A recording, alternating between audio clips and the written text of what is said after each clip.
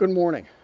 Russia is a key supplier of crude oil and natural gas for energy markets here in Asia, and countries here consider access to Russian energy as a national security issue.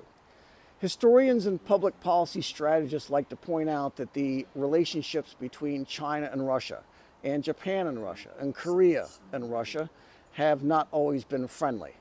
But the energy landscape of Asia compels everyone to set these historical problems aside if these countries hope to keep their lights on and their factories running. Huge cross-border investments are in place to ensure that the Russian energy supplies keep flowing. China just finished a 3,000-mile pipeline to deliver natural gas from Siberia south to cities here. 2025 is the first full year of operation for the pipeline, and it will power 9% of China's consumption and electricity for 130 million households in China. So that's China.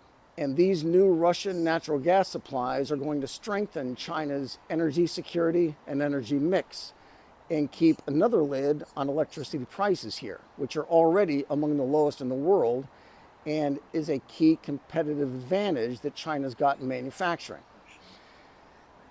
It does seem like the outgoing Biden administration is trying to make things more difficult for the incoming Trump administration.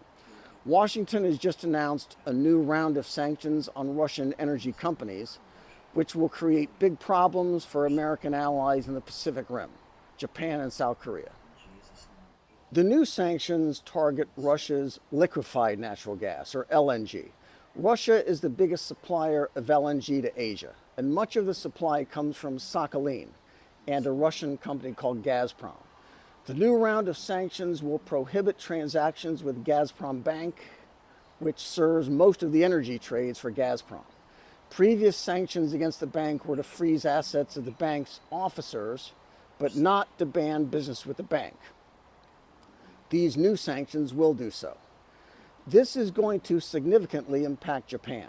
Japanese companies have investments in Sakhalin LNG projects, along with Gazprom. Mitsubishi is one of the Japanese owners of LNG fields in East Russia, and their CEO says that the projects are an important source for Japan's energy supply. Japan gets 9% of its LNG from Russia. Another Japanese company, Mitsui, is investing in another LNG field in the Arctic, along with Novatek. The United States has placed sanctions against that project also. The U.S. has also put a ban on new export permits of our own liquefied natural gas. Earlier this year, the Energy Department suspended American LNG exports, which also raised alarm in Japan. JERA is the biggest electric utility in Japan, and they said that the Biden administration's export ban in January could affect Japan's fuel security and maybe the whole world's.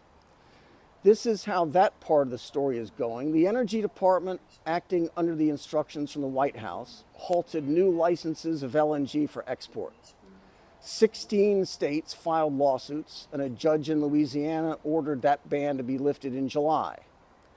The Energy Department is appealing the ruling of that court, and so allowed for a new export license to be issued to a single company.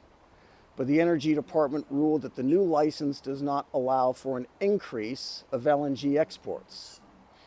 Climate activists in the United States want bans on LNG and crude exports because they say it sustains the world's reliance on fossil fuels. Natural gas is a fossil fuel. They say that the Department of Energy's new license is ridiculous.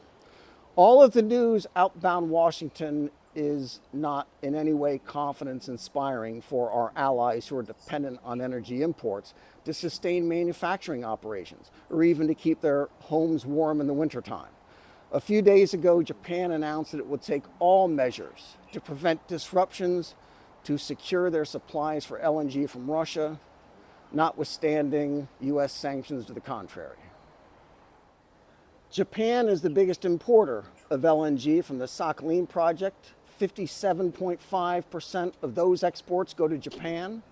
China gets over a quarter, 26%, and South Korea gets 16%. Mitsui and Mitsubishi together have a 22.5 stake in the Sakhalin project.